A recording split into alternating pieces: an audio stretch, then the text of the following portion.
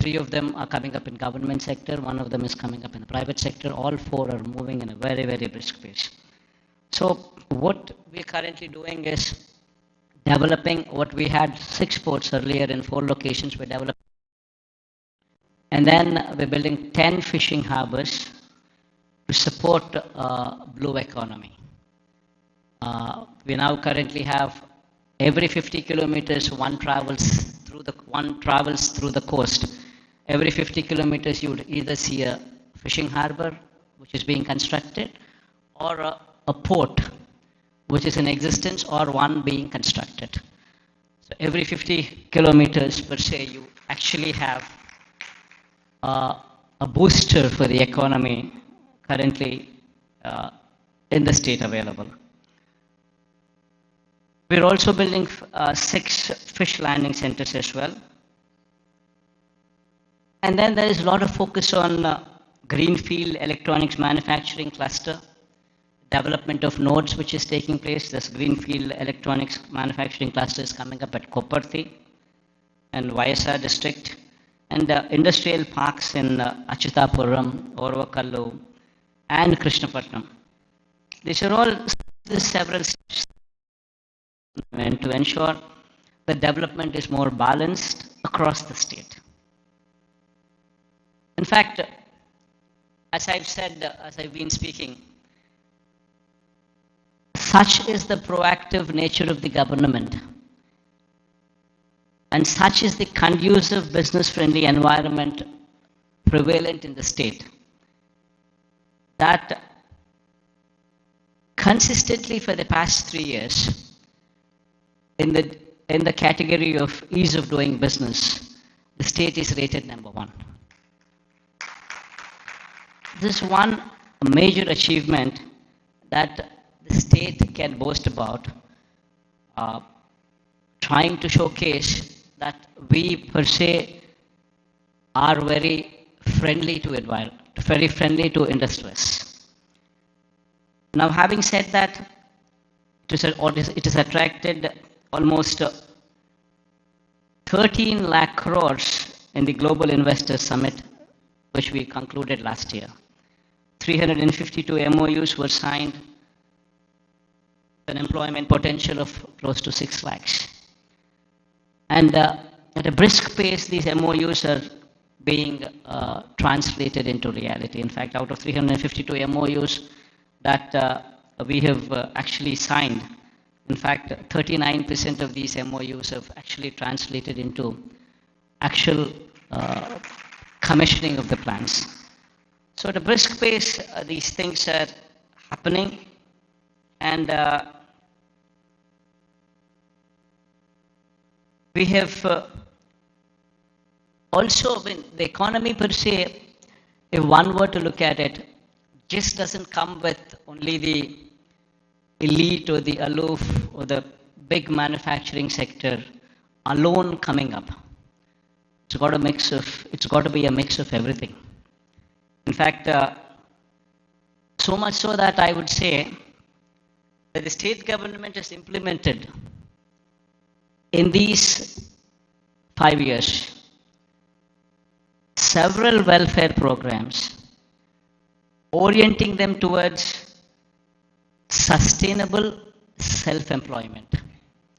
In fact, every scheme of the state government, if one were to notice the schemes, especially the welfare schemes, one would be surprised to see what kind of a transformational bearing these schemes have.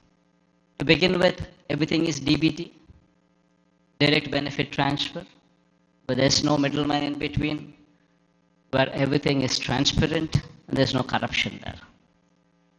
Now, having said that, every scheme is hand-holding women. So much so that every scheme is translating. Say, for instance, I speak about Cheyuta as one particular scheme.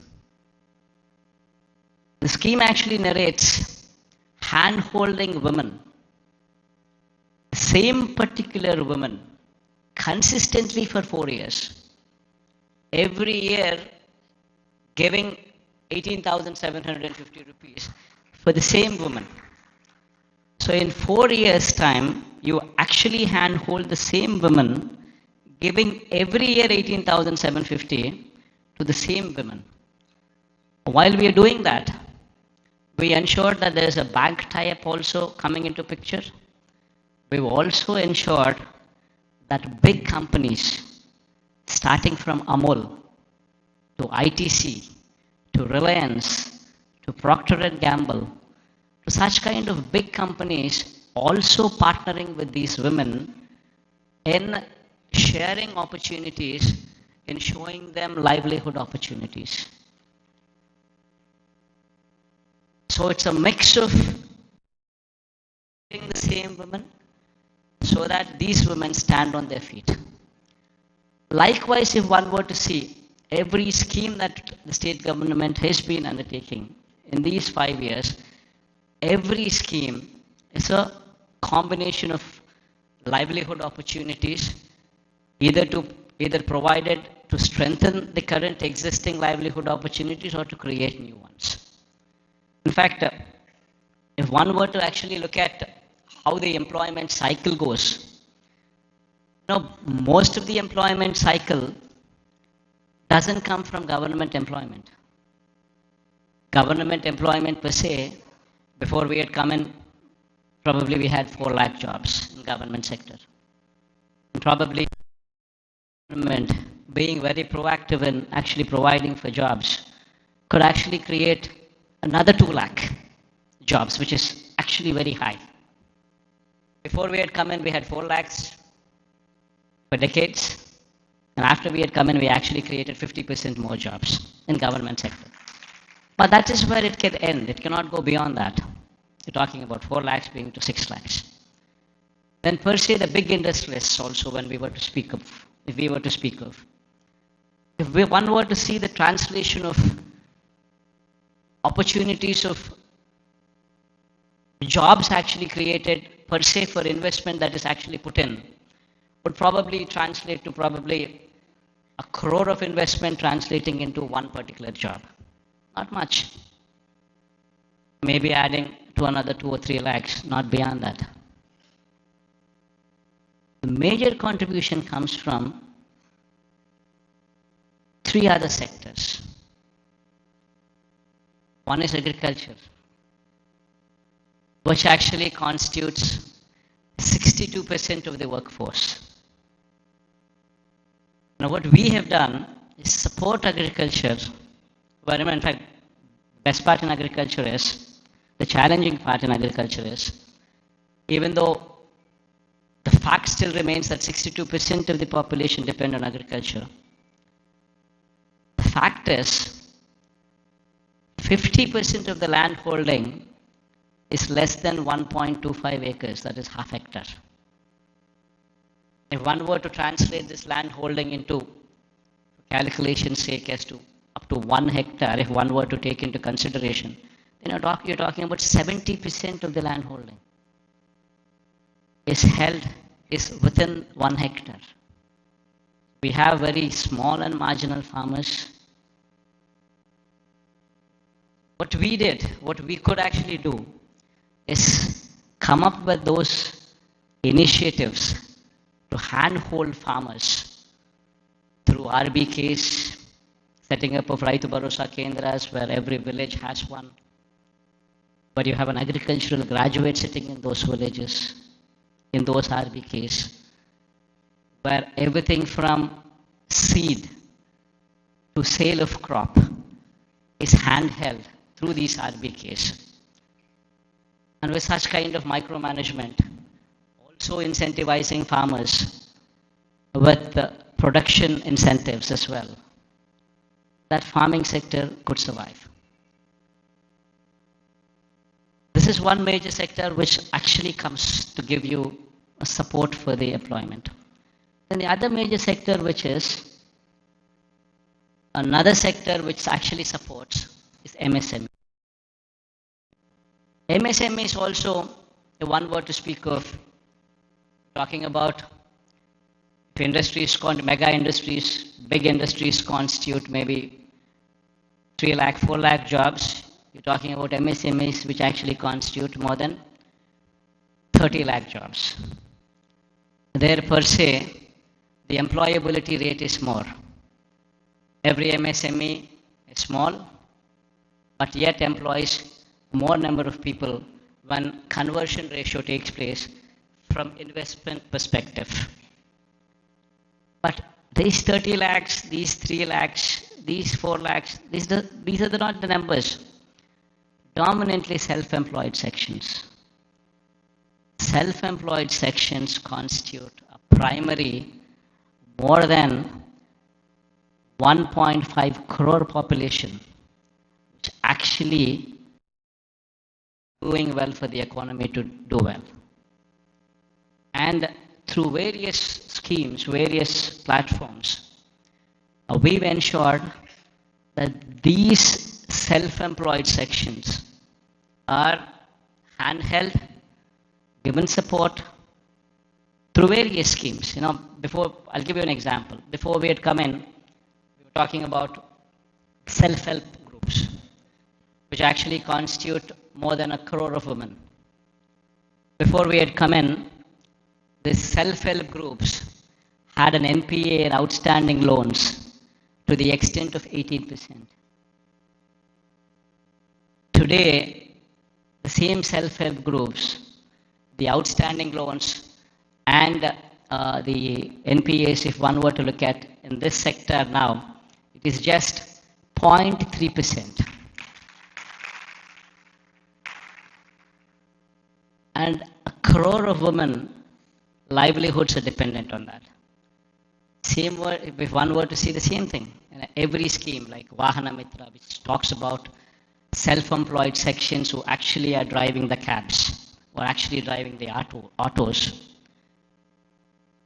If economy there fails, the entire state fails.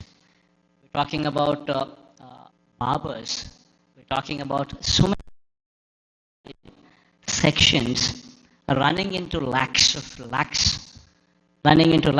and together running into crores, which actually have been supported so as to render phenomenal growth rate. In fact, when we had come in 2018-19, our state was figuring probably the least among the states in growth rate, in GSDP growth rates.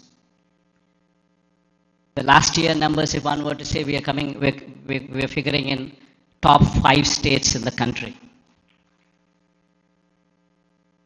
If GSDP growth rate were to be figured in.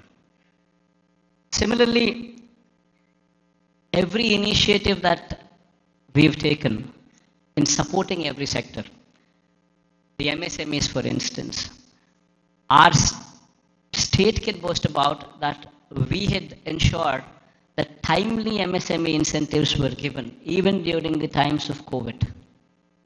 That actually protected the MSME sector so much so that today the kind of growth that we have seen in MSE sectors was so unprecedented in the state of Andhra Pradesh.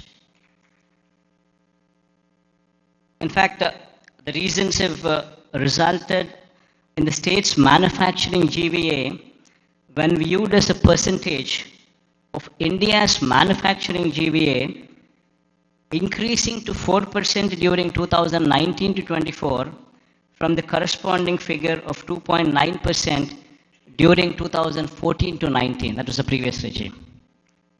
That is the kind of GVA contribution. State's manufacturing GVA to a percentage of India's manufacturing GVA, if one were to compare. We're actually contributing 4% now versus in the previous regime, contributing to only 2.9% in those days. As I've said, the state's services sector contributes to only 40% of the state's GVA when compared to the national average of 55% and when compared to Telangana's state's average of 63%.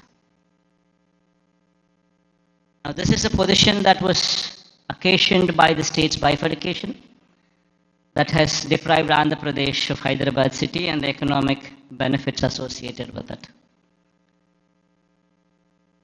Now, how do we bring about a change that would actually help boost the state's economy? Now, what do we do about Vizag? Now, how do we boost Vizag's growth story so that ultimately we come across a situation where at least 10 years down the line, starting today, at least we compete with Hyderabad, or we compete with Bangalore, or we compete with Chennai. So what exactly does Vision Vizag, Vision Visakha mean? Until and unless we think in those terms, until and unless we have passion for this particular place, for this particular city, this vision can never be visualized, can never be obtained, can never be realized. A lot of people, in fact, when I speak of these words, when I say the first thing what anybody should be doing is to come and stay here as a chief minister. If I were to say this, unfortunately we have an opposition in the state. We all, and also a negative media with vested interests who support the opposition. I think many of you also are aware of it, that they make such a hue and cry that, in fact, that we shifting over to Vizag, they try to make an issue out of it, saying that somebody is coming to Vizag because they want to grab the lands here. They want to do that, they want to do that. And these kind of stories shamelessly are written, shamelessly are projected. And all for what? So they don't want the chief minister to come here. They go to the court cases are filed. All for what? They don't want chief ministers to come here. Now why? Because the chief minister comes here, will grow. Because there's ownership which is going to come for this area. There will be a christening of the city as executive capital.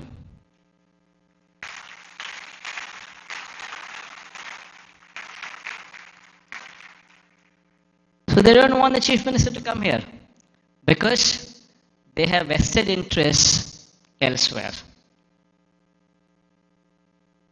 They bought land before the capital could be announced elsewhere.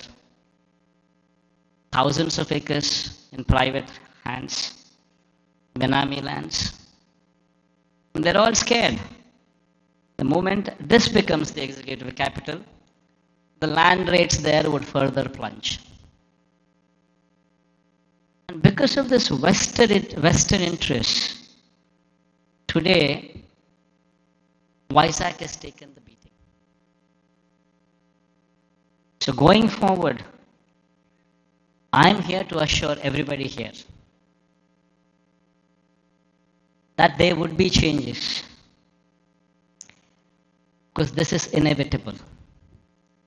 If one were to compete with Hyderabad, compete with Chennai, compete with Bangalore, it's very important that Vizag becomes the economic growth engine.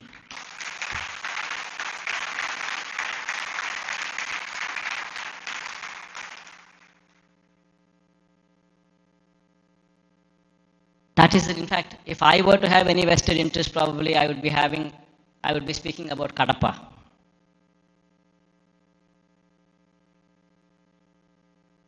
See, for me, the state is ours, to everyone here.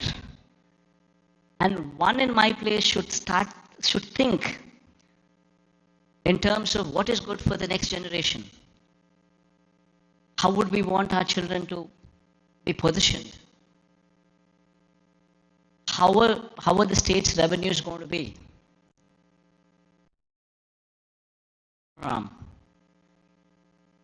And how exactly can we boost these revenues to support the growth of Andhra Pradesh? If we do not think like this in terms of growth for Vizag, then who would think?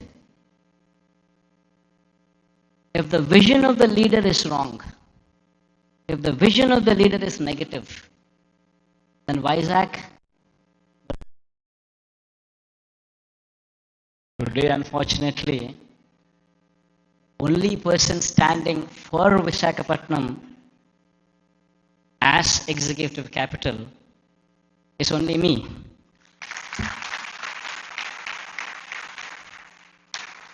Unfortunately, this is the reality. Fighting against the entire opposition, fighting against vested interests of the media, everybody wanting that Vishakhapatnam is not declared as executive capital. This is the reality. Everybody should keep this in mind, understand this reality. Now, moving further, Vizag would have to develop. I'm assuring you,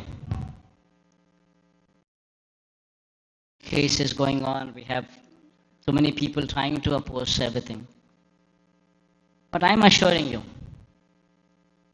post-election, my stay would be in Vizag.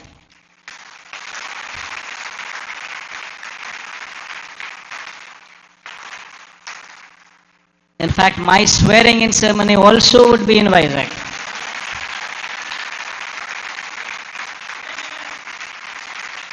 This is my commitment to Vizag. And now, what is the vision for Vizag? See, we need to have 10-year vision. We would have to own this city, christen the city as executive capital, become part of the city, and have a 10-year vision. We need to have a roadmap which is workable, which is doable. It cannot be a roadmap where we just dream big, but yet achieve nothing, because it is impractical. Not so. We need to have a practical solution, we need to have a practical approach, and we need to have a vision which is realizable in 10 years' time. Of course, this vision is one vision which cannot be alone done by the state government. It would have to be the state government, it would have to be the central government, it would have to be a PPP model, it would have to be encouraging private people also to become part of the vision. All these people become part of this vision, only then we can realize Vizag is the next competitor in a decade's time to Hyderabad, Bangalore or Chennai. In fact, why I was opposed to the idea of having Amaravati as a capital. There is nothing against it. In fact, I'm one person who advocates the view that Amaravati should also have a legislative capital. And in fact, I'm also one person who advocates the view that Kurnool should also have a judicial capital. Nothing against it.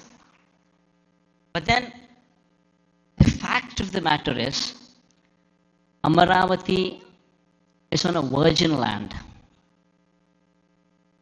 50,000 acres of barren land. Nothing there.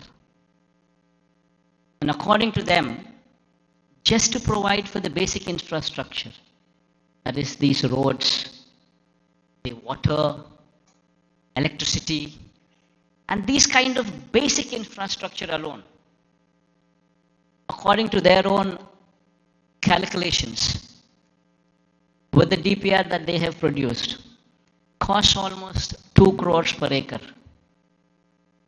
which is on a 50,000 acres of barren land. If one were to just lay these basic infrastructure requirements put in place, we're talking about 1 lakh investments, 1 lakh crores of money, which would have to be put in before any buildings could come up or before we could talk about anything else other than the basic roads or the basic electricity or the basic water or the basic stuff. Now, per se, does anybody have 1 lakh crores to be pumped in? And if this 1 lakh crores were to be pumped in today, it's going to cost 1 lakh crores. But if this 1 lakh crores would be pumped in maybe in 20 years' time, presuming 5,000 crores of outlay every year, approximately, what one could actually probably afford. Because there's nothing there. Then you're talking about 20 years. Then in 20 years' time, 1 lakh crore probably would become 7, 8 lakhs or 10 lakh crores. The expenditure, what you thought about as 1 lakh crores today, in 20 years would actually be 10 lakhs, 15 lakhs. Probably the net present value calculations of probably 1 lakh crores 20 years down the line would probably be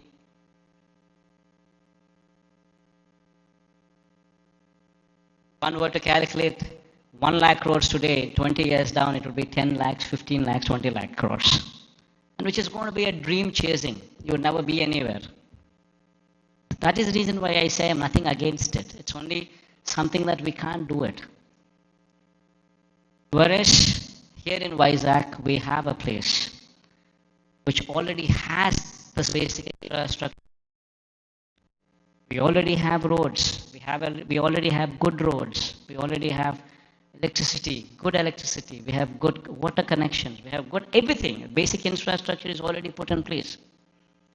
So all what we need to do is, given that finishing touches, just give it a little bit of finishing touches, and it would transform into something much, much, much bigger.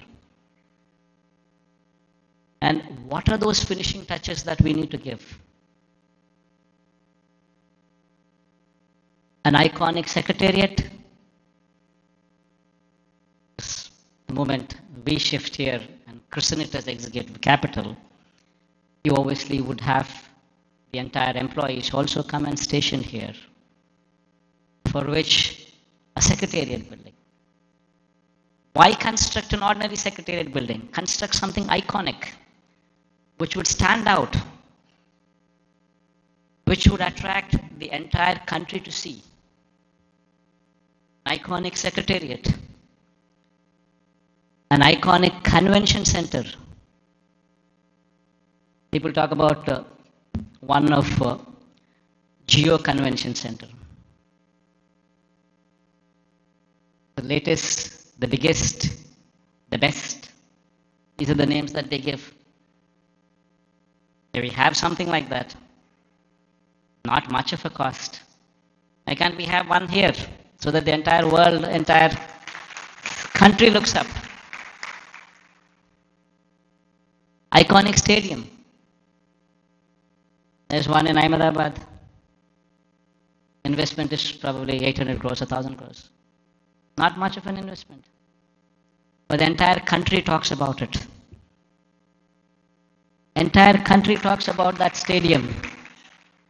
And whensoever a match is played between the countries, that stadium is glorified. It is spoken about by the entire country. Entire world sees that stadium. All these that I speak about are iconic. All these, if they were to be commissioned, would actually pitch Vizag on the global scale would draw eyeballs not only of the country but the whole world to actually look at Vizag.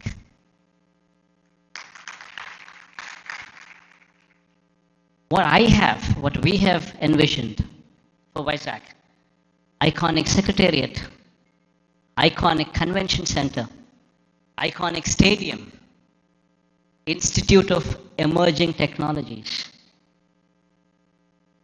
One beautiful institute wherein the talent for any emerging technologies is tutored here. If our students could be given that kind of skills, tutored here, this would be positioned as something else. We have the Bhogapuram International Airport coming up.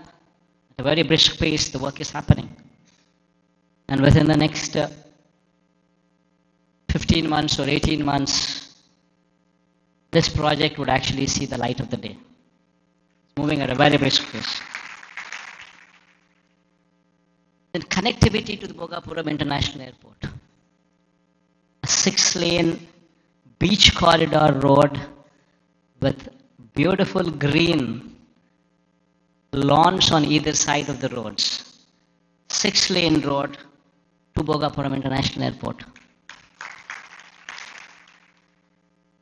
They're talking about a metro rail. Our Vizag is probably the only metro, I guess, which does not have a metro rail. So getting funds for metro rail per se, I don't think it's that difficult. Because it might cost another 40, but 60% of the funding comes from PPP model by the developer. Another 40% is to be shared by central and the state government. Central shares 20%, state shares 20% of the 14,000 crore investment. Of course, we are pushing for the entire 40% to be borne by the central government. That's a different story. But even if that doesn't happen, we're still talking about 20% contribution from the state government. And then you could actually see a 14,000 crore metro rail project also take off. Then we're building a Molapet port in Srikakulam. Within the next 1 year, the port will start functioning. And we have Vizag, Bhogapuram International Airport, which is 30 kilometers from the airport.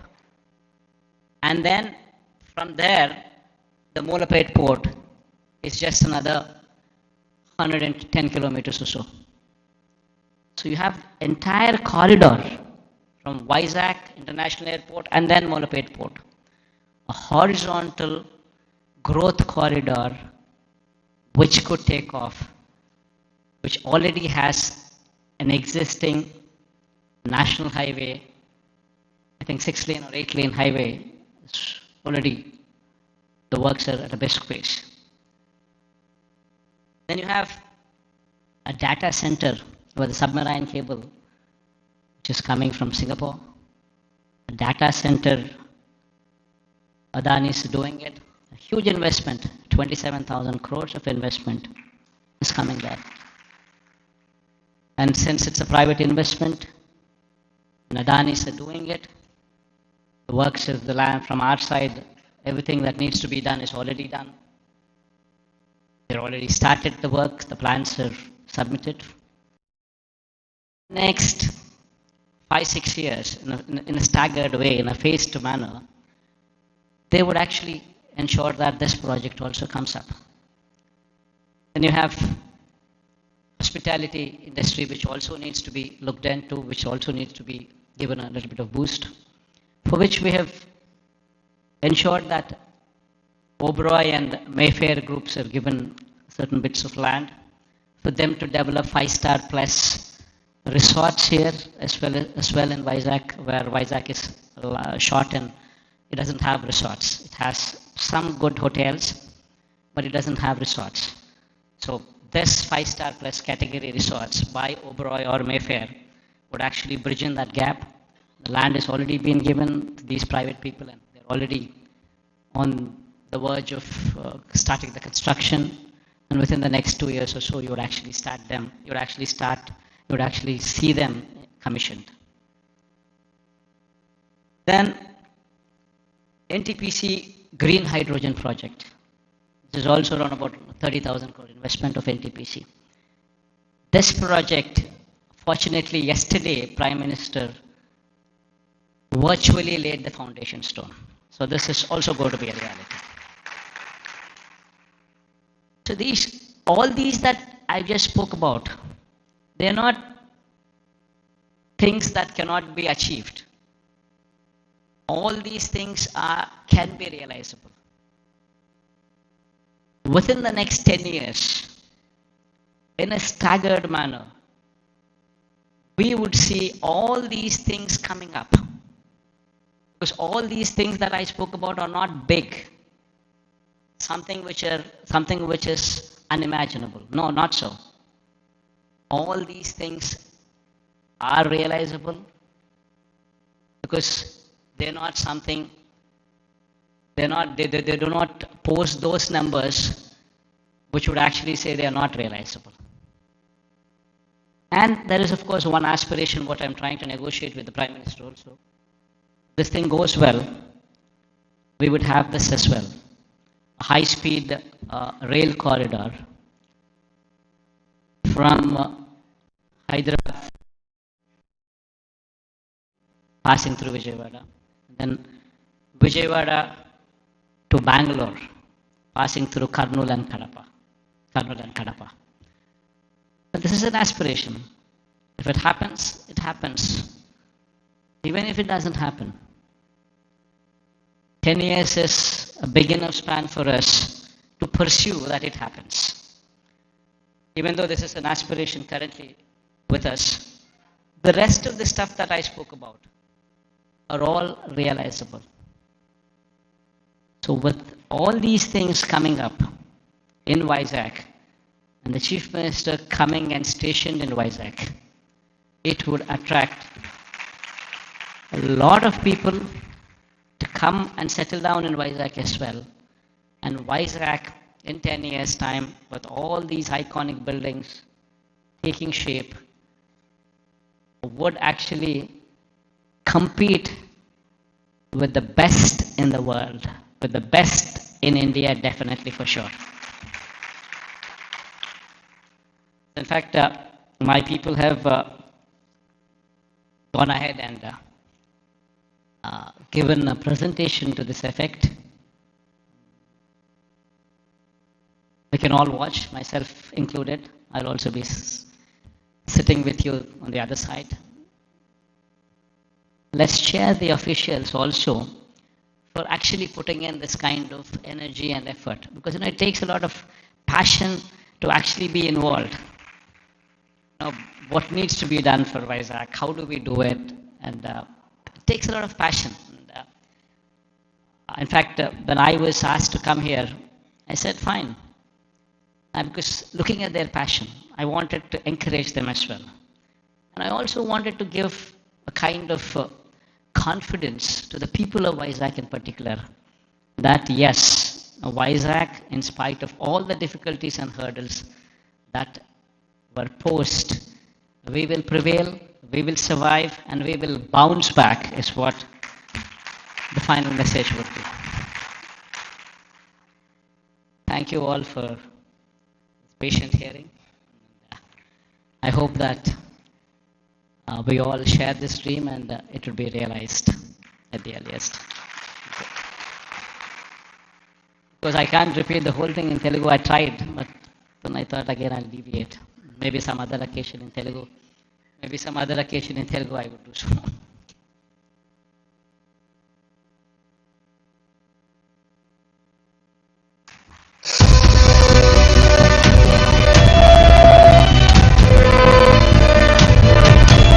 Thank you very much to the Honorable Chief Minister for that really confidence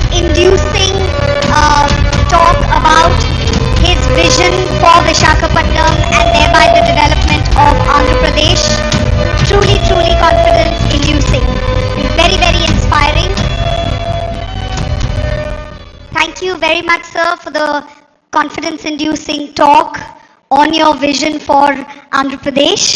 And thank you for joining the audience. It's a privilege for all of us that you will be watching the AV with them. I would now like to call upon Sri Lakshmi ma'am, Special Chief Secretary, Department of Municipal Administration and Urban Development, Government of Andhra Pradesh, to please come on to the dais and make the big announcement of the day and launch the AV.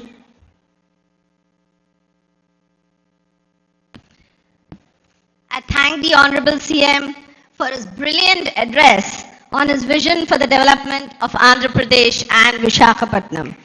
As part of the development roadmap of the state, we now present the development plan for the next 5 years for Vishakhapatnam and its hinterland, a magnificent film titled Vision Vishakha. The film encapsulates the plans for the development of Vishakhapatnam by the government by partnering with the private sector, by facilitating the private sector to grow, and also by taking up various schemes by the government. Honorable Chief Minister and august members of the audience, I now present to you Vision Vishakha. There are very few cities that have emerged as the business and financial nerve centers of the world. New York, London, Frankfurt, Dubai, Hong Kong and Singapore have established themselves as prominent global centers for commerce and finance. In India, Mumbai on the west coast has emerged as a major business and financial center. However, its rise has now been constrained by overpopulation, lack of ease in doing business, infra-congestion and limitations in real estate.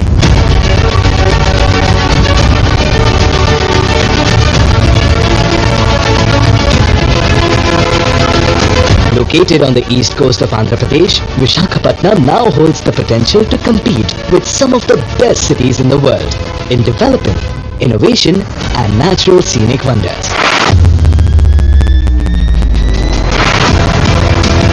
Rightly assessing the potential of Vishakhapatnam to become a global cosmopolitan city and the enormous opportunities for it, Andhra Pradesh Chief Minister Shri Y.S. Jagan Mohan Reddy has conceived the outstanding Vision Vishakha.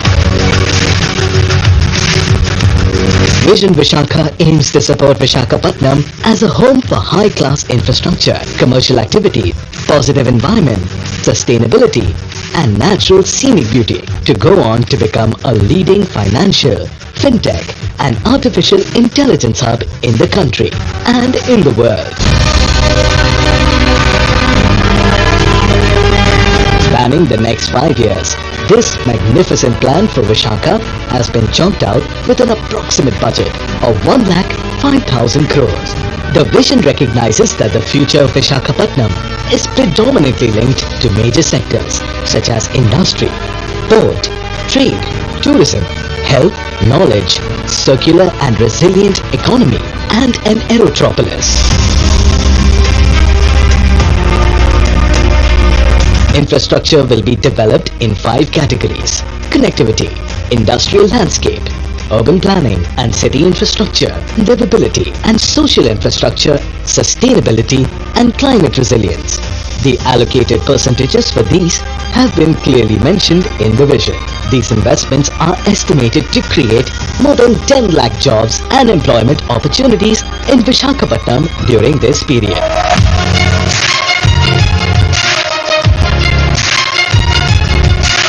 Connectivity infrastructure projects in relation to national highways include 12 flyovers, 6-lane beach corridor, 6-lane road from Sabavaram to Sheelanagar, and road construction projects from Sheelanagar to Vishakhapatnam port. A total of 8,980 crores have been proposed for the same.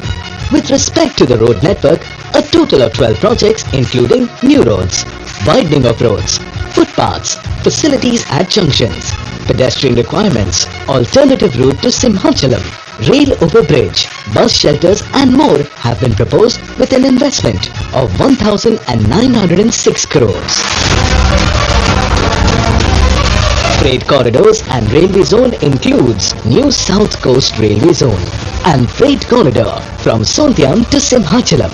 that will be undertaken at a cost of 196 crores. 14,309 crore rupees have been dedicated for the Vishakhapatnam Metro Rail project. To secure a solid connection between Vishakhapatnam and the world, Shri Y.S. Jagan Mohan Reddy has laid the foundation stone for Bhogapuram Airport with a budget of 4,727 crores.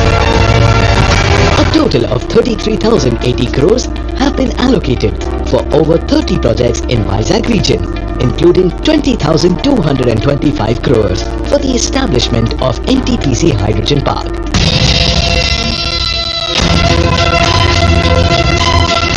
To develop Vishakhapatnam as an IT hub, an integrated data center park, IT, ITES and Infosys Development Center have been proposed at Vishakhapatnam Tech Park with a budget of 25,025 crores. Through these, the Honorable Chief Minister hopes to provide direct and indirect employment to around 5 lakh people. Foreseeing the need for uninterrupted power supply to attract investments, Shri Y.S. Jagan Mohan Reddy allocated 3,166 crores for various electricity projects in Visakha Vision. In relation to urban planning and infrastructure of the city, investments of 975 crores are dedicated for fresh water supply projects. 1,550 crores have been proposed for an underground drainage project and 153 crores are allocated for the development of stormwater drains in the city. As far as livability and social infrastructure is concerned, 100 parks will be taken up with 50 crores for the recreation and health of the citizens.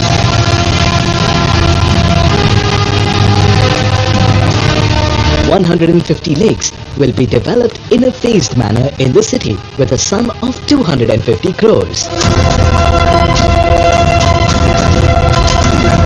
Regarding sports facilities, 7 stadiums will be developed with a budget of 169 crores.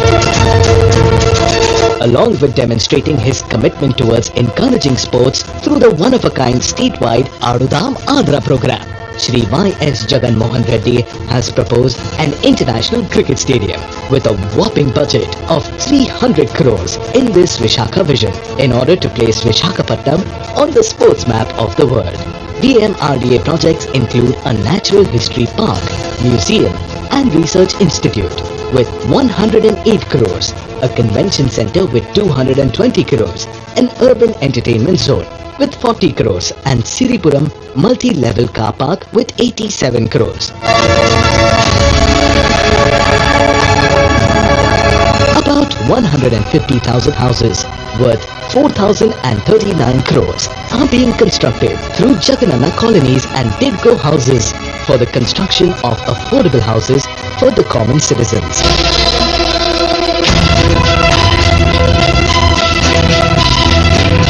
Vishakhapatnam has unlimited opportunities in the tourism sector. With more than 30 beaches to attract tourists, there is no area better than Vishakhapatnam for tourist development. Vishakhapatnam owns tourist attractions that are proposed to be developed with around 1,500 crores. Apart from that, major star hotels like Oberoi, Mayfair will also be facilitated to attract global tourists to the city.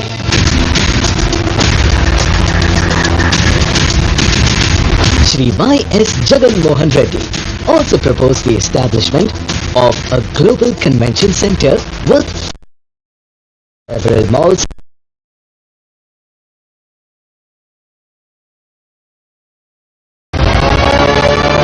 under the infrastructure for Eco Vizag, Clean Energy.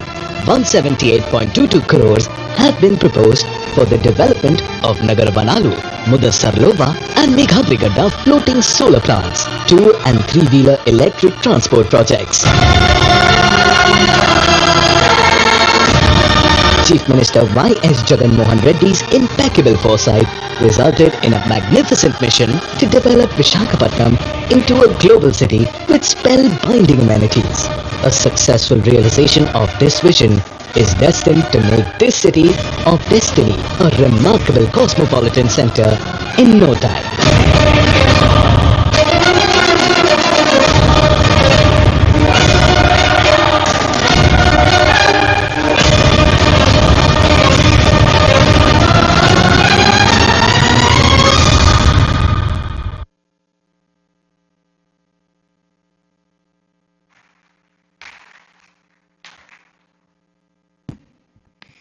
That was a comprehensive roadmap presented to you, taking into consideration connectivity, livability, social infrastructure, urban planning, industrial growth, sustainability, and climate resilience.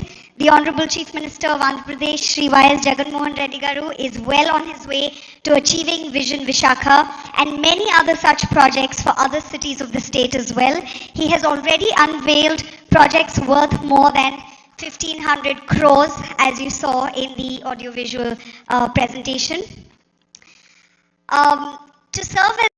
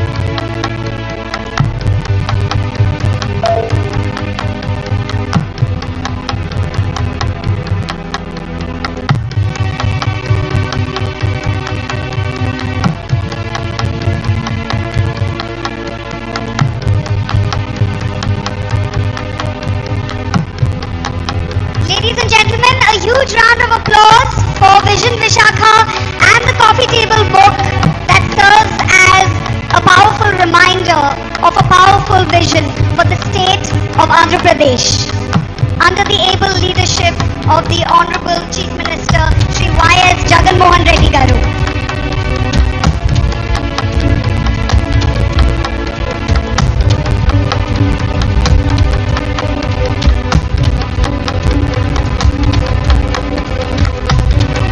The audience to give us a huge round of applause for this ambitious vision, Vishakha.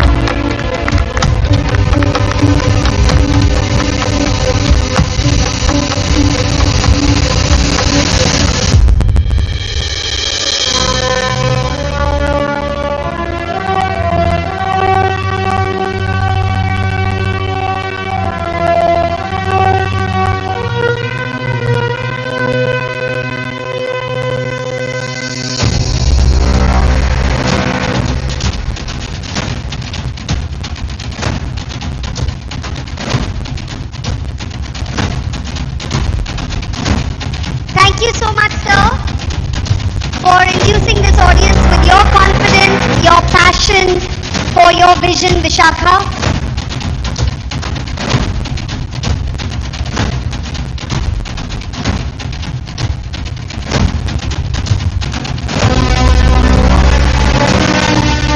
That's going to be the iconic secretariat.